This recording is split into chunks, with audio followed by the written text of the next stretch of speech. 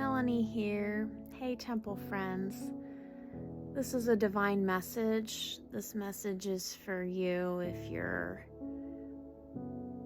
questioning how to handle a tricky situation, especially if something you see here or somebody that you love says something that's makes you angry. It triggers you in some way. It upsets you. It really gets that fire going, you know? Oh my. It can be a little hard to handle. It's like trying to control a forest fire within yourself when you feel it welling up inside. So if something's triggered you, made you very angry, and you're thinking, or how dare that person say that,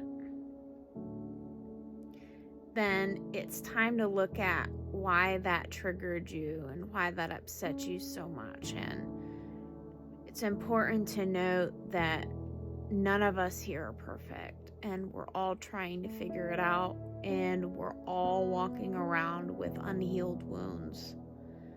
So bearing that in mind, and I'm sure that none of us are exempt from having wounded somebody else. That being said, I wanted to explore a topic with you guys to challenge you to think about things in a different way by exploring something that I saw on TikTok that triggered me. And it had to do with something to do with Katy Perry and her recent trip to space. I'm not up on that. This is just something that was relating to that particular topic, okay? What triggered me was this lady going on a rant about how it's funny how triggers create like a chain of events where one person gets triggered, then the next one, then the next one. That's important to look at, because if we don't stop it in here, then that train will keep on going. So we best look at it. On that note, so this woman had watched a video about Katy Perry going to space, and how Katy Perry, when she got back down to Earth, she mentioned the feeling of connection that she felt up there, that she felt more than ever connected to love. This upset that woman, which I find that fascinating, that we get triggered by somebody saying how connected to love they are. Now, the reason this woman got triggered is because she got offended that somebody of Katy Perry's status, the fact that she's got maybe $1 million, $1 billion, I have no idea what's in that woman's wallet, but I'm sure it's a significant sum. She's very successful. So that woman got offended that Katy Perry said that she was so connected to love, and she couldn't believe how somebody of her million or $1 billion status could say something like that when people on the ground level can barely put food in their mouths and are struggling paycheck to paycheck. But if we follow that same logic, and I understand where that rage comes from, because it comes from a place of, why can't I have that? Why do some people have more than others? Why does God let bad things happen to good people? And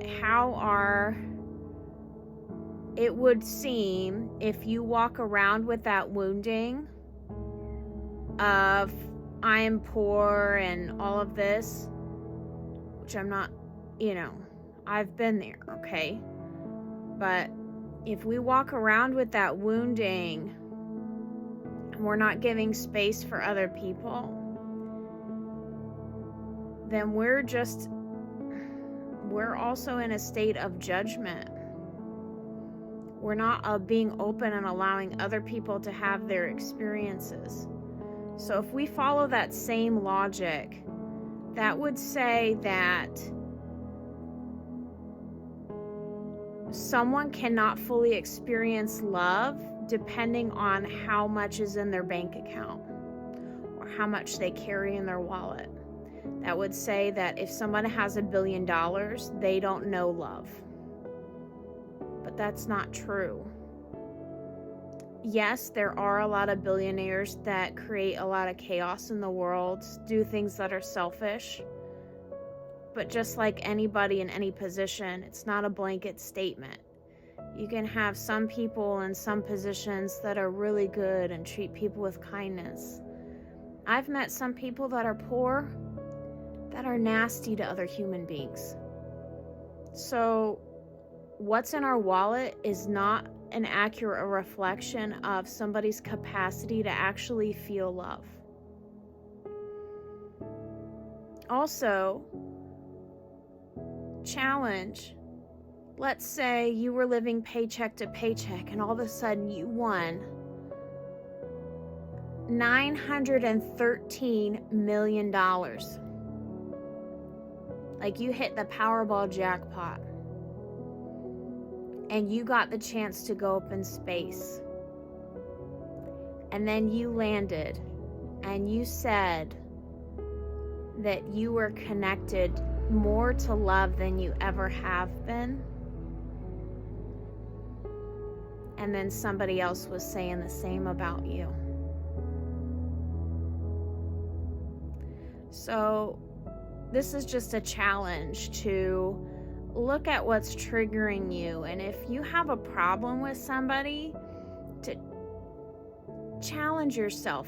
Turn that around and say, okay, what if I got rich suddenly? How would that make me feel? And just because somebody's rich does not mean that they don't experience love. And then maybe it's time to look at some issues and blocks and judgments that we have around our abundance, because that would tell me that there's a wound there. And if you're poor and you're constantly looking down on those that have more than you, how are you supposed to earn more? Because you're creating a subconscious block belief within yourself, because you would then keep yourself poor because you would have established a belief then that having money means that you're not a nice person. But that's not true. And I know so many people in poor circumstances that would love to have a boatload of money. They would love to have $1 billion and use it to help themselves, their family, and make a real difference in this world. So if we don't open ourselves up to that and we don't have an appropriate belief system and framework in our minds around that, then there's going to be an issue that we're actually blocking ourselves from our own abundance. Every tool has its caution. You have to be cautious about having a lot of money when it comes to not feeling like you're above the rest, but there's nothing wrong with having money. So, just a little tidbit. Go make it a better world out there. Mwah. Bye.